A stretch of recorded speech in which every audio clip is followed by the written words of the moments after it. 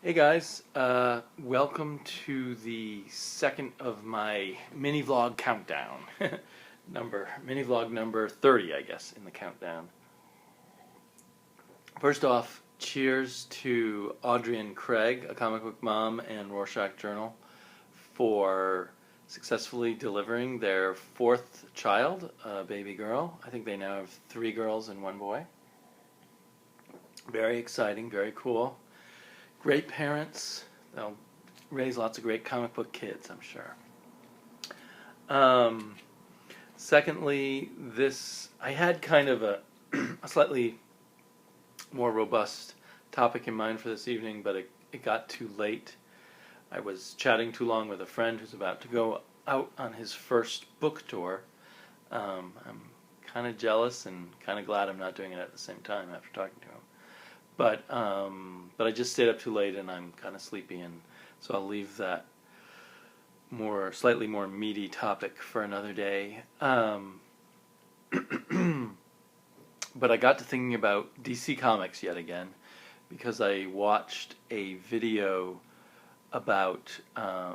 from a comic book shop. I assume some of you guys know that channel, and the guy who runs the comic book shop there did a rundown of the DC Villains Month titles that he was recommending this week, and it just made me start thinking about DC again, and now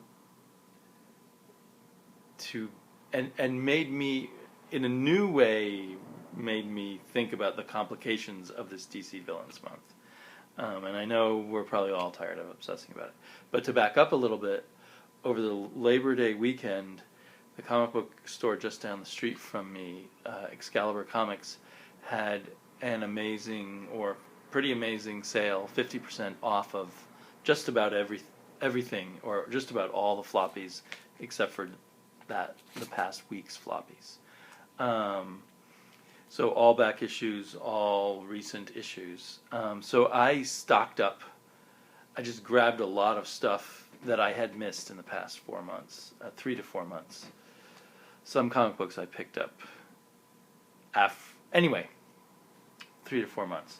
And it's funny how much DC I picked up, and I realized there's just a lot of DC books I'm really looking forward to reading.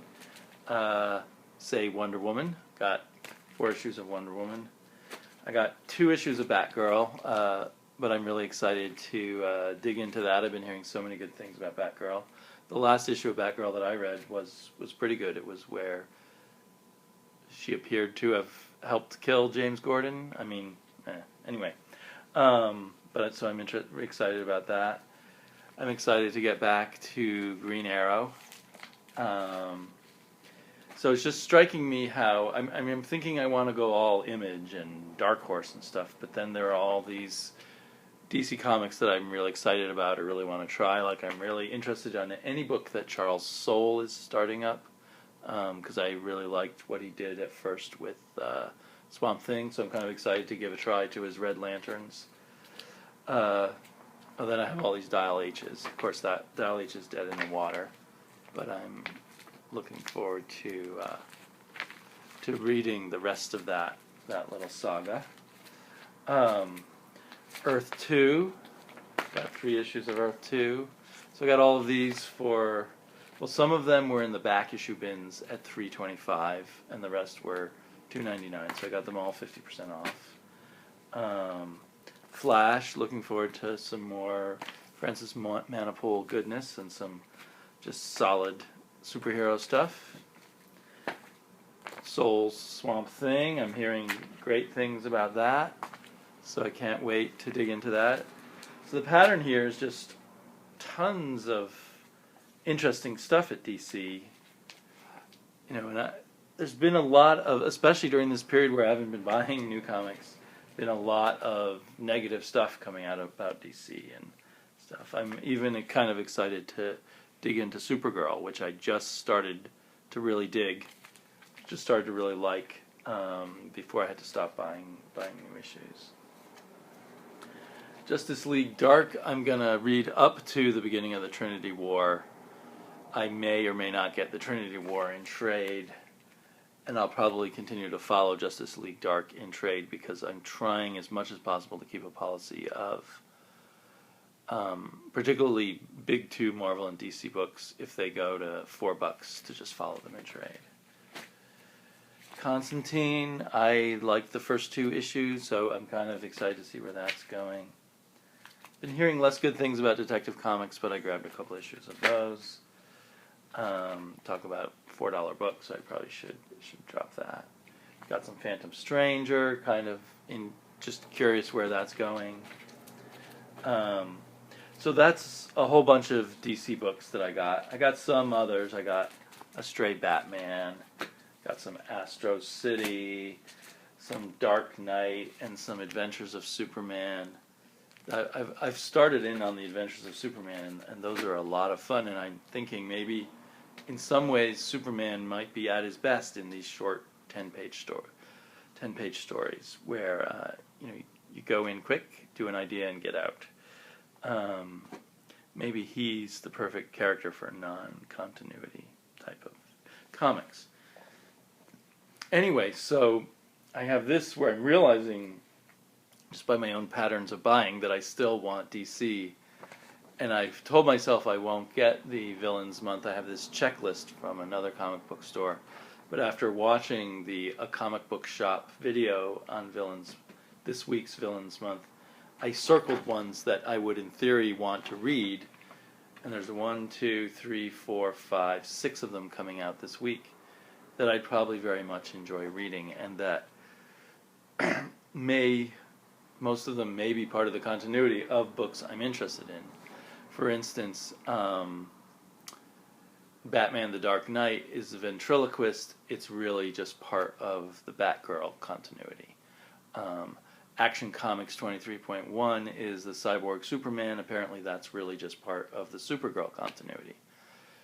On top of all the weird stuff that DC did, why didn't they just call that Supergirl Cyborg Superman?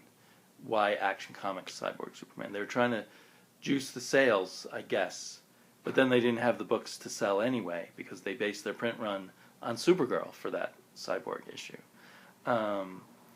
And if you're not doing some deep research, you may not know which books to get to be part of your continuity. So it sounds to me like when I was hearing him talk about Villains Month, it sounds pretty exciting. It could be pretty cool. And yet, it's like this really cool thing that DC's flubbed in a way, just by spreading confusion and irritation and anger from the comic book shop owners. Like another example is Justice League 23.1 Dark Side. It's Dark Seed for Captain Cummings. I don't know for anyone else. It's Dark Side for me. But anyway, that's kind of an in-joke from Twitter. That apparently is really a Batman-Superman book by Greg Pak. So anyway, on it goes. It's just kind of craziness, and I don't know what I'm going to do tomorrow. I told my comic book shop I didn't want any of the regular DC books this month and just start me in October, and they were really glad to do that. So when I go in and I pick up the indie books that I'll be getting, some Dark Horse and some Image, I'll be looking over the shelves, and do I buy some of these? When I'm circling so many, maybe I should just wait for the big trade, which I realize I can get for $75, the hardback, when it comes out on InStockTrades.com. So I don't know what I'm going to do tomorrow when I go in the bookstore. And I sort of want DC to have a failure, or to sense that they kind of screwed up. But that's stupid because there's some good books written by some good writers, drawn by some good artists, and I want to see those. How much am I going to jump back on the DC bandwagon now that I'm sort of starting fresh?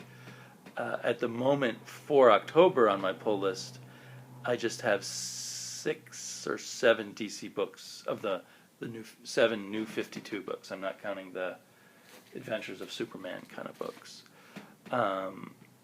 So But I used to have about 20. Will I end up back at 20? I'm starting to think maybe I will as I look through these and get kind of excited. So yeah, that's my simple, boring little vlog here tonight. It's just I'm poised at my return to comics at this weird moment. I wish I had tons of money and there were all the 3D covers available, because then I might go into it whole hog and buy 35 DC issues this month or something. But given all the confusion and all the stuff that just doesn't seem smart, I won't be able to get all 3D covers anyway, and I don't want to spend the money. So I will definitely get the 2D covers, or get the trade. I don't know. It's pretty exciting to have this huge stack, and this isn't all of it because that's just the DC right there. Here's some Marvel, and some Indies, and some more there. So I have yet more comics that I don't have time to read. The irony of this summer has been I wasn't buying any new comics. I was going to catch up on all kinds of boxes and trades that I have of unread stuff, and I didn't get around to very much of it at all. And part of why I'm going to do all these videos and part of why I'm excited to get back to comics is, and I hope I can find time for them all, is because this summer, just a bunch of different things, work, personal life, various parts of personal life, just made life subtly unpleasant. And all these little things came together to make it kind of a lousy summer for me, actually. And I really needed the extra time to laze about and read some comic books and make some videos about the comic books. So I'm really hoping I will find more time in my life for that, because it's an important outlet for me, and I don't spend much time watching any videos, movie videos or TV, or I don't even read novels anymore the way I used to. I do play a few video games on my iPad, but for the most part, I don't have time for video games. So, yeah, I'm just hoping things will be looking up in terms of reading and escapism, and hopefully the other things in my life will look up too. So if you're curious, now that I babbled on, the other stuff I bought in this big sale were 4 Daredevils. I could only find 1 Hawkeye. That Hawkeye's hard to find. 2 FFs. There was some stuff that was in their dollar bin that was quite new, so I got them for 50 cents. And you'd see the same issues in the regular back issue bins for $3.25. Got some Great Pacific. I had trouble finding the clones, so I need to search more for clone, because that's one of my favorite image things. Got a bunch of Astro Cities. Thought I'd try issue 1 of Clive Barker's Next Testament. I think I got that for 50 cents. Captain Midnight, Tom Strong, Ghosted. Thought I'd jump on that. Just glancing at it, the art of the art on the covers is a lot better than on the inside. Lazarus. So, yeah, just lots of good reading.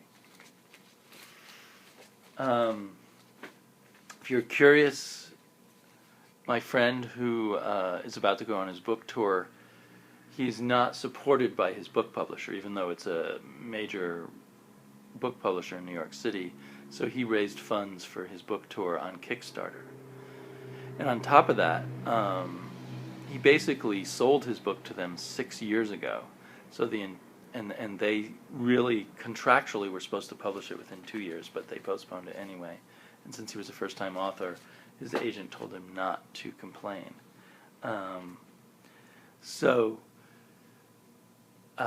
The book is old for him, and his career was delayed. His writing career, such as it is, was delayed for 6 years. So I don't know why I tell you that, except that's what I was kind of caught up in before. And I think it's kind of interesting behind the scenes of how lousy publishing can be. Anyway, I'll talk to you all later. See you tomorrow, in fact. Bye-bye.